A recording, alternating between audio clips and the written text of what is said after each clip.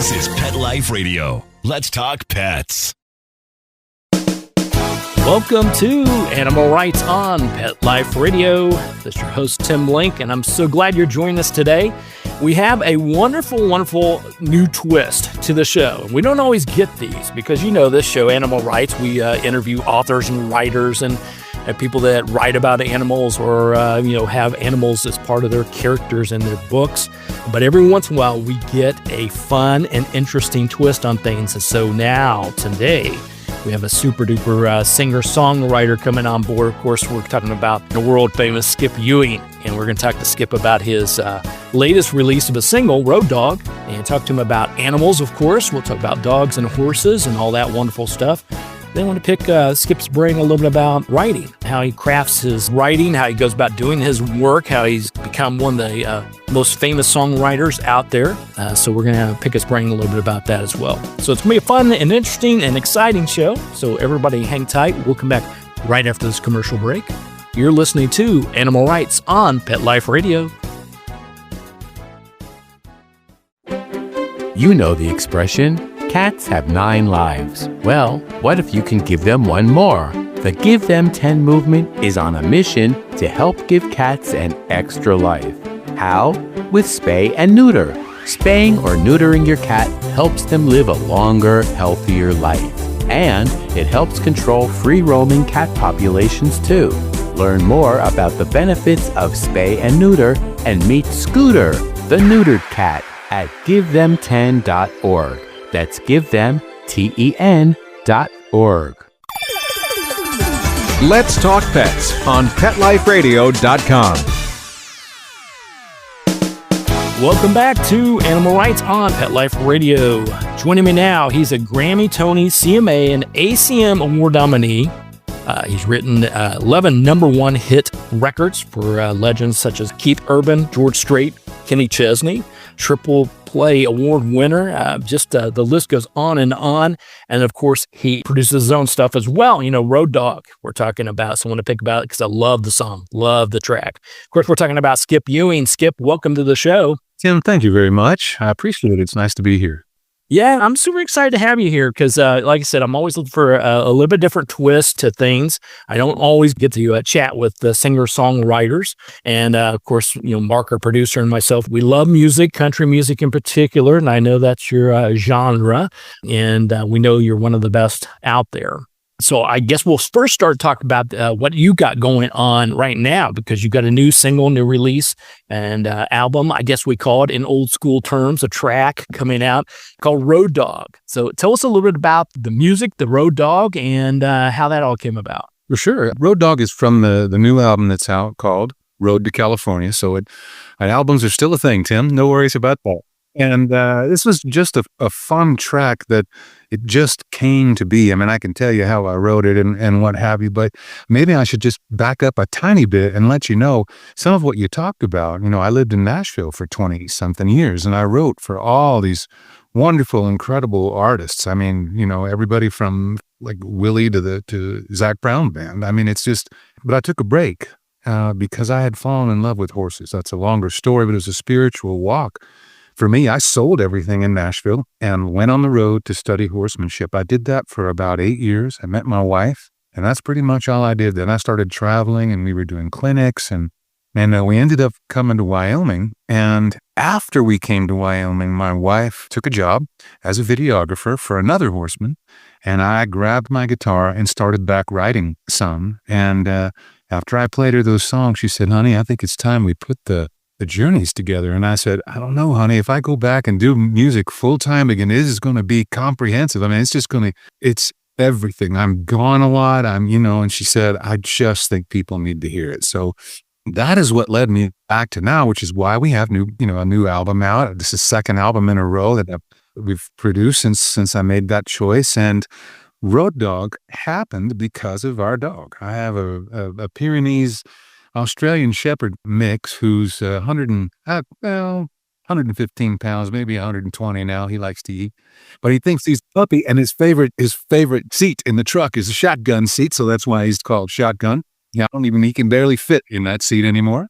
But the song came about because I walked out one day and looked at my truck. And Tim, out here, everyone's got a white truck. It's just you don't always know it. So sometimes the dirt lets me see it's white. Sometimes it doesn't, right? Right.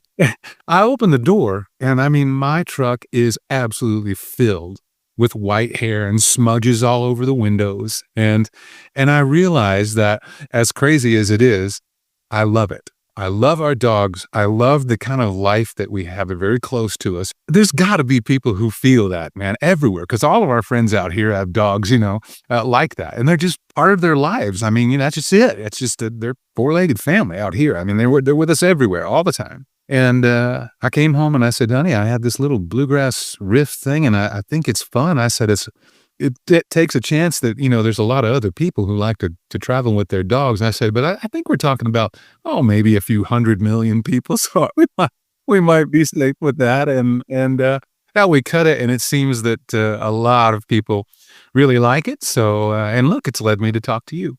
Yeah, well, we love it. I love, as you said, the riff, the tune, and the video. Now, the video, was that put together by your wife or another source? Because everybody's got to go to download the video, take a look at it, because it's brilliant. Well, my wife is brilliant. I married one of the greatest spirits on the planet. To be true, I don't know what she's doing with me, but she's brilliant, and she's got the same kind of heart. She's all about animals, as well. And our idea was, I said, honey, with everything that you can do with video and post-production and all that, and she's made many videos, just the two of us out here. We've done, even multi-camera shoots. Takes us forever, but we have a lot of fun. And I said, what would you think if we integrated, pictures of dogs, but not just any dogs? Like, why don't we ask our fans, and anybody to send pictures of their dogs in that are relevant to traveling. And so we did. We put it out there, and we got hundreds and hundreds of great pictures. I mean, dogs on motorcycles, dogs on boats, dogs dressed up, dogs asleep in the back seat. And Linda said, oh my God, I'll never be able to fit these in this video. But what she did is she took and she integrated them. So there's 150 individual images of dogs, at least, in this video. And Shotgun's just riding with me, in the truck, and I'm singing the song, and we kind of just had some fun with the way that it looked, and then put all these dogs in. The way it worked out was really fun, and a lot of people were happy that. And now that it's going out to radio, it looks like there's going to be some more things like that are going to happen, because everybody loves their dogs. And I have this thing about championing other people's joy and their successes, so it makes me happy to involve other people's dogs. So if we get another one, if we have another chance to do some special video with a zillion dogs in it again, just so people can see their dog in a video and we can have fun. Oh man, I love it. That's it. I love it. Well, I always say, if you put a dog in there, you're golden. Whatever it is, I don't care if it's a book, I don't care if it's an album, I don't care what you do. Put a dog on there. You know what they say? Don't let an animal act open for you, right? That's it. And the song's fantastic. It really is. I mean, it just touches me. Of course, not only are we talking about dogs here, but just it hooked me right away. I listened to a lot of different music. Some of it takes me a little while to catch on, to, really get it and really enter me. And this one hit me right away. Dogs, of course, being part of it, hit me right away. But the video is golden, because I love picking. I'm like, oh yeah, that's this dog. I wonder if he has a schnauzer in there. I'm a schnauzer guy. Is there a schnauzer in there? Well, yeah, I mean, it was just, we had a ball. We really did. And the fun thing is, it's really, Road Dog it's the dog who's actually singing the song. So, and that's a little different too. And I thought that was kind of taking the chance, but it's fun. Yeah, absolutely. And that's the thing that, it was a lot of fun. Immediately, and I had to turn around and share it with my wife as well, saying, you got to listen to this. Right. This is the perfect song. And so, yeah, we've got to download it. Don't you worry about that, buddy. That's what led to me being on the show, Tim, and I really appreciate it. And thank you for listening.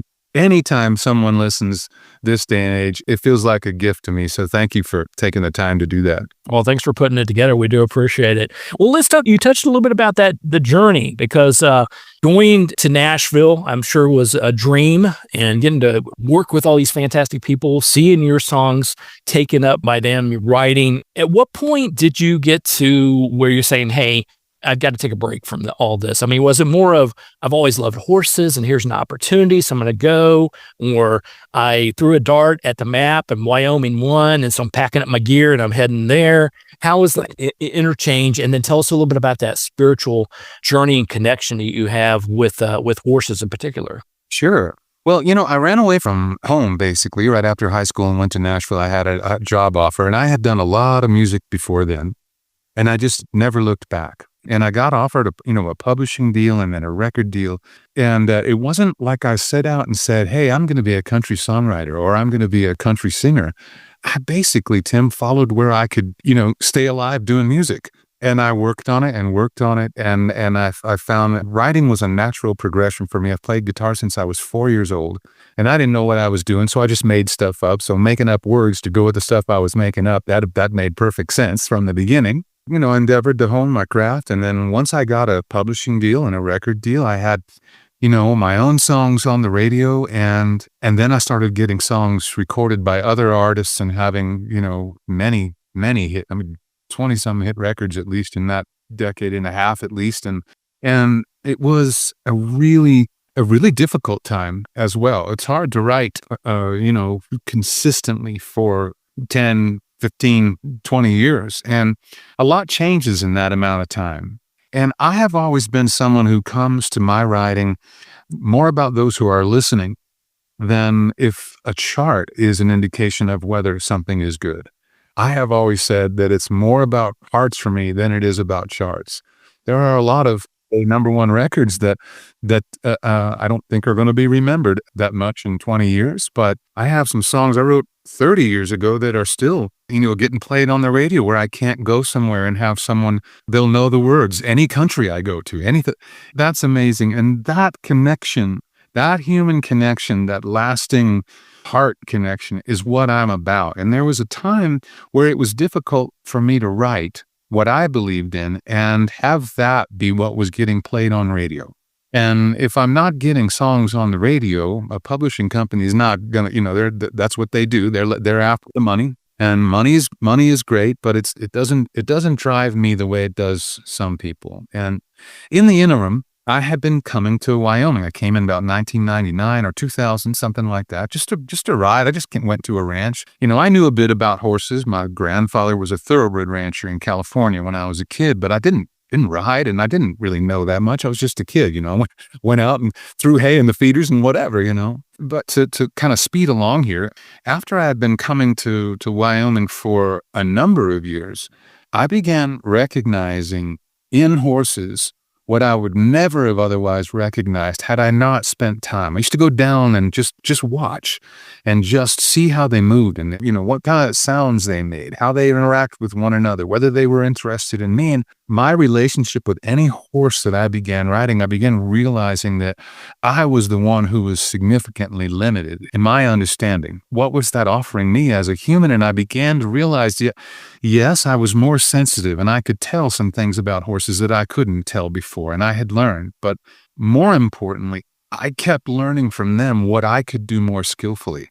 Where I found myself where I would learn something with a horse and I would invite that horse to do that with me. And if I wasn't skillful, the horse was still trying his very best. And it was rarely the horse who had the challenge. It was almost always me. And this inspired me. And so when I was in Nashville and I got to that place in writing where I went, I don't know if I can make a living the way that I really want, making the music like the music that I'm making now, getting to really be the artist that I would like to be, and never have been able to do that. And now I can. But when I wasn't able to, I just looked at my whole life and went, this feels spiritual to me. This is about me becoming the kind of person that or allowing that to flower, if that's a way, And so I sold everything. I sold my house. I sold all my furniture. I sold everything except my guitars and my art, put those in a storage unit. And, waved goodbye to Nashville for a while and went out to learn about me and as much about horses as I could. And this changed my whole life. It really changed I feel it did. I feel it changed my understanding of relationships. It changed how skillful I was. And quite importantly, it changed how willing I was to look at how skillful I wasn't. If that makes any sense. Yeah, absolutely. Well, I could say, wait a minute, there are so many things that I'm being given the opportunity to recognize. That's the old thing about the levels of learning. And the first thing is you don't know that you don't know, and then you know that you don't know. Well, I think that that was a very important time in my life, and that relationship with horses and what I still put into practice from everything that I've learned is part of my writing. It's part of my, part of when I'm crafting songs and making records, and especially when I'm out doing a show. I mean, that's a right now thing. That's an interaction that is it's just as much a tapestry. We're breathing the same air. I know that's a weird thing to say, but I don't think of it as anything but that is one of some of the moments of our life where we're taking breaths together, and it can be amazing. And hopefully I'm offering the kind of music and art, and now even my own heart a bit differently. And thank goodness, I'm with Linda, for instance. I'm not sure I could have been.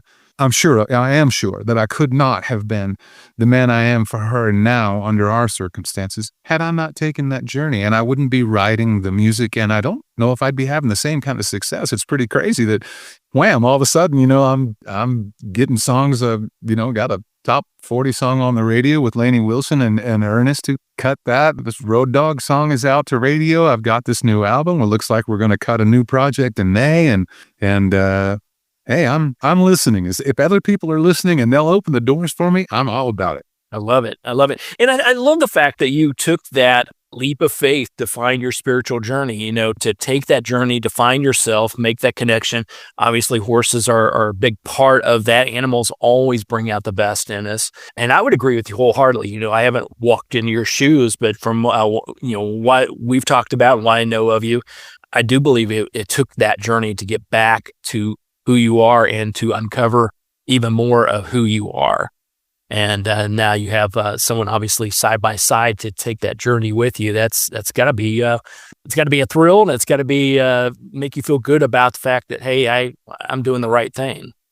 Well, it does. And, I just think as humans, the more times we go around the sun, the more things we've learned, whether we wanted to or not, And so that does change. That does change things. And horses they're not, the entire spiritual element of my walk, if that makes any sense. But the reason when I say that it's spiritual is because, it's beyond the horsemanship, what we might call horsemanship skills, as far as, I ride this well, or what, however you want to say that. But it is about recognizing our own growth and development and offering that, for instance, to other humans that we're with and with horses that we're with. Sometimes just being aware and being present is I think it's one of the greatest gifts that we can give, even with a horse. Sometimes I feel the greatest thing you can do for a horse is nothing.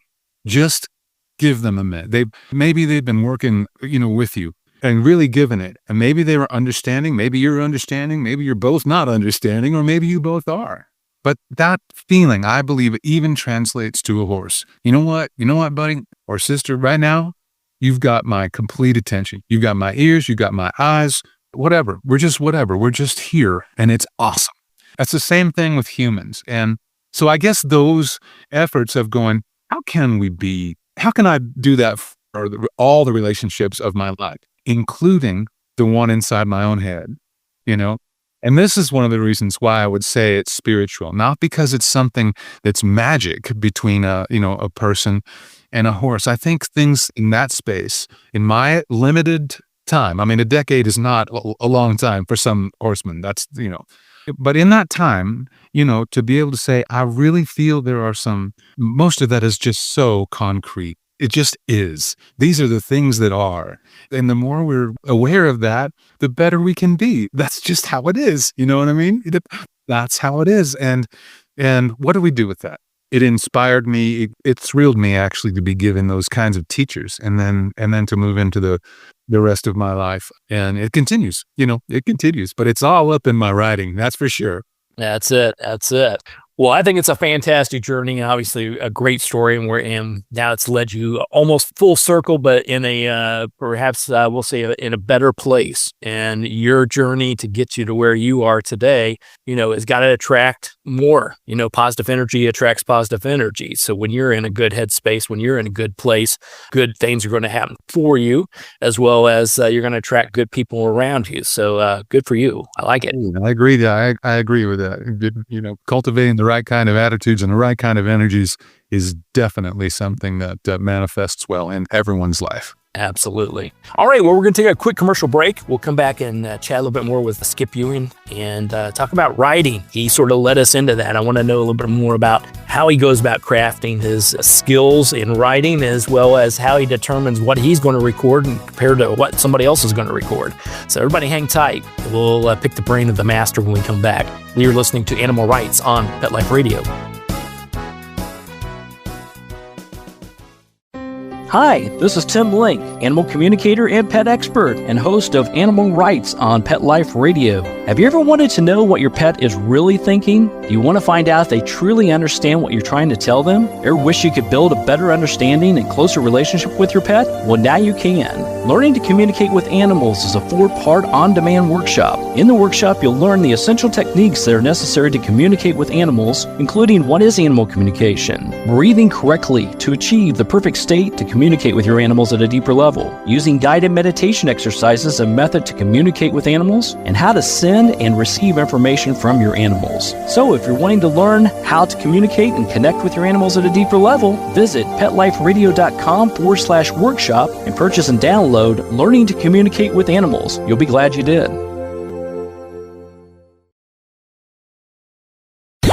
Let's talk pets. Let's talk pets On Pet Life Radio. Pet Life Radio. PetLifeRadio.com. Welcome back to Animal Rights on Pet Life Radio. Continue our conversation with one of the best singers and songwriters out there, Skip Ewing. Skip, before the break, we talked briefly, or at least we introduced into the fact of your writing in general. And these are things that always fascinated me because, singing and songwriting, how do you craft it? How do you do it? What comes first? Does the music come before the lyrics? The lyrics come before the music? Or is there another inspiration, such as a shotgun coming into play saying, hey, Dad, you got to write this song for me? How does that all work for you? Does one come before the other? Well, obviously that's a huge question. There's an old saying that's like, writing is like 15% inspiration and the rest work, And there's another saying that I agree with, that is basically it is hell to be writing and heaven to have written, so and so both of those things come into play. It's not like you just decide you're going to write a song, or at least for me, that, it sometimes takes me days and days for certain songs. And there was a time when I tried to finish a song almost every day, but I found the percentage of what I wrote was not as good as I thought it could be. And, and so a smaller percentage of things that we get cut as far as whether they're for an artist or not. So let me speak to where I am now. And that is that I'm writing by myself. I don't co-write. I don't really co-write at all. And in in country music, it's really common for people to get together, sometimes 4 or 5 people. I don't. I did for a long time. And that's not to say that I wouldn't ever, but my approach to it is different. I think of songwriting a bit like approaching a canvas as an artist. It's because it's sometimes easier for people to visually imagine what I'm doing with a song. And so as an artist, if I sit down at a canvas, I've got to decide what I'm going to, what am I going to do with it? It's blank. I can do anything I want. So am I going to throw paint at it? Am I going to take a charcoal pencil and start a sketch down at the bottom corner? Am I going to look off at the mountains and say, I'm going to paint that whole mountainside? Or am I going to paint just the one flower that's right in front of me off to the left and decide to make that the entire painting? All those are decisions that, that as a songwriter, I make, I think, similarly to an artist. What is the most powerful, at least for me, what's the most powerful images and feeling, which is very important in what we do because it's affected by music, the way that we say things and what we choose to say. And what happens with the music, now we've kind of got into where not only is it artistry, but it's like cinema. Because in your own head, hopefully in some ways, I'm painting some pictures and I have to leave you room to put your own life in it, you know? And so although I know that's a little more in depth than some songwriters will tell you, I've found that after writing many hundreds of songs, and especially with what we've written recently, that I'm able to write the kinds of songs that I really believe in. And when I finish it, I look at it and I go, did I say what I wanted to say just the way I wanted to say it? Is there a hole in that somewhere? Was I absolutely true to what it's like to be human? Did I illuminate where we are similarly human and therefore a really strong bond? Was I able to tell that story in a way so you didn't have to know everything I knew about the characters? You just had to know what I told you, you know, and what was going on with the music. Well, I mean, this is something I've spent my life doing. But the other thing that you kind of ask is whether it comes up, whether it's music or whether it's the words or what is first. And truly, what's first is whatever's first. So for instance, Road Dog's just a fun song, but even fun songs, they've got to be still put together the right way, and they have to make sense. The music has to make sense with the lyrics as far as how they feel and, the voice of it. And so I had just had that, like there's a kind of a guitar riff that runs throughout that. And by riff, I mean like a movement, a certain thing that repeats with the groove of the song. And this turns into a Nashville pick fest on this radio. It's so right. It is like every wonderful player in Nashville. I mean, really incredible players. Janae Fleener is ACM won I don't know how many times in a row, fiddle player, and Josh Matheny on dobro, and Brent Mason on electric guitar, just on and on. And you can't know that's going to happen, but you got to put it together in a way that if that does happen, it's going to hold up. So here I had this. All I had was a little bit of a musical movement. Didn't know what I would do with it. Walked out to my truck. Saw this mess of a truck that I loved so much because I realized how much I love my dog, and I didn't care if my truck was full of air, And then it just, as I was driving home, that lick was kind of in my mind, and I just started messing with it. And I can do a lot of that. I play guitar long enough that I can think through a lot of things without actually having to play it. I can put chords and movements and things in my head. So on the way home, I was writing it. It wasn't all the way finished by the time I got home. But then I played it for Linda, and she made me play it for her 3 times, and I didn't even have the whole thing, And so I still had quite a bit of work to do on that song for it to be finished as it should have. But that's just one instance of the way that it grew up. And whether or not there were 2 different choruses in this song, there's actually 2 different choruses, and then they're both sung the second half of the song. I think there's only 2 verses, but I got to say things like, a backseat driver with a pedigree. I mean, that's, those kinds of things are fun. Right. For a writer, those are the kind of things. And yeah. So, and I have to say this only because, Tim, I listened to some of your previous podcasts, and I really, I just like your way and the way you talk. But I was going to jokingly say, one thing about the Road Dog video is that I think Shotgun may be the only dog in history who has ever lifted his leg on cue in a video. Nice. Well, I always say our dogs and animals train us. We never train them. So he definitely brought that song to you. And I mentioned earlier about the video. Before I saw the video, I heard, listen to the song. Even before I even broke it down in my little simple mind, I could feel myself driving down a country road with my dog beside me, and it had to be a pickup truck. I was sort of, the words and the music and how it moved along drove me to think of that, paint that picture, as you said, in my mind. And then later I turned on the video and I thought, wow, I'm brilliant. That's exactly what I was envisioning. Not maybe 100 and some dogs, but everything else was what I was envisioning when I took a look at the videos. Yeah. And you know how I say, like I said earlier, that I try to leave room for you to put your own life into a song, So a song like Road Dog, I don't want to give such specific images that you can't put your own life in it and your own dog in it, So for me, it was a truck. And I do say truck stop in there, I mean big truck, but I never said what kind of vehicle we're in. I don't think I said that in in the song, and to leave it with things that were universal to dogs. I mean, what dog doesn't like, a drive-through? At some point, everybody is giving their dog, or everybody we trust, right? Right. Dog something from a drive-through. I don't know. It's just life is. They say it. You've seen it, but truly, life is better with a dog or dogs if you are someone who is compassionate, enough to really have a good relationship with a dog. Then it can be one of the most incredible relationships of your lives. Absolutely. And if you're not compassionate in that way, you better get yourself a dog, because that dog will turn your compassion out, or cat, or whatever it may be. They'll bring it out in you. That's for sure. So the big question though, Skip, is when you're in that old white truck with dirt all over it and you got shotgun right in there, and the missus decides she wants to go on down to the 7-Eleven with you, who gets the middle seat and who gets to ride shotgun? Well, I've got to tell you, I've got a thing about letting shotgun ride in the shotgun seat when we're not on the back roads. I'm one who doesn't really think that's the safest thing to do. So our driveway is almost a mile long, and we live in northwestern Wyoming. And I mean, honestly, we live where there are Rocky Mountain sheep in the driveway. That's the kind of place we live in, right? Wow. And then we've got another 8 miles at least to the main road that's all just dirt and gravel.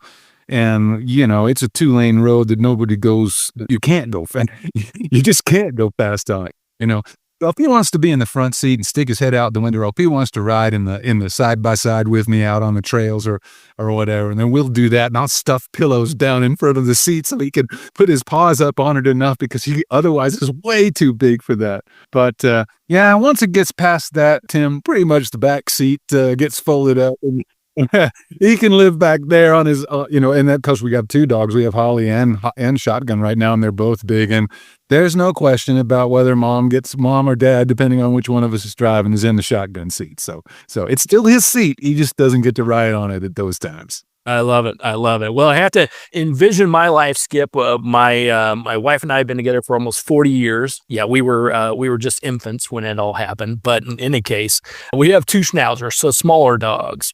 And the little Princess white one has always sat in the front seat next to me. She's harnessed in and secure. Everything's good.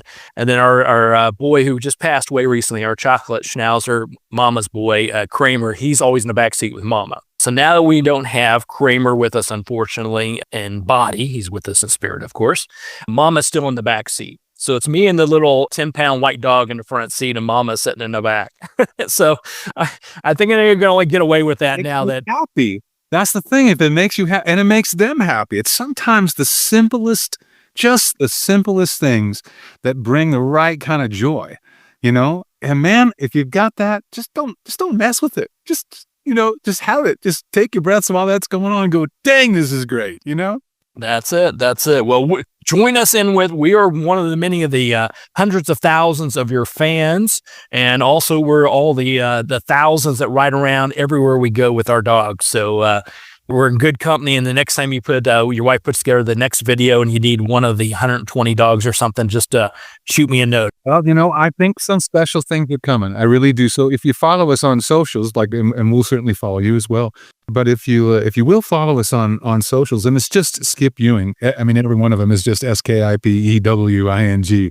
There are going to be some special things that are going to happen. I don't know all of them, but there are so many different radio stations in different cities across the U.S. where there's going to be things happening with them doing some videos with us, and all. So there could be some really fun stuff. And gosh knows what kind of companies or situations might want to do some fun things with us. So who knows, Tim? Maybe your dog will be a star. That's it. Just put it out there to the universe.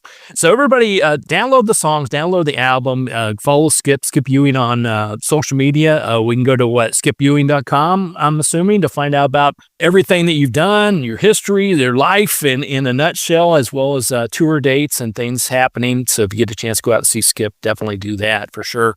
And meanwhile, download Road to California, the whole thing, and definitely put Road Dog at the top of your list, because it's a fun little jam, man. There's actually, and it's the first time we've ever put anything on an album that had to do with dogs, but there's literally a second song on this album that is specifically about dogs. That's it. Tim, if you have the record, go to the, Yep.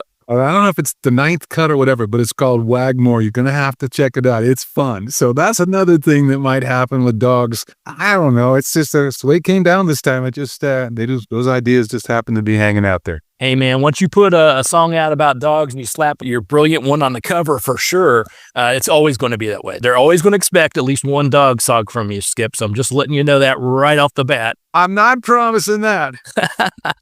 But I am promising to sing Road Dog when we do concerts. That's for sure.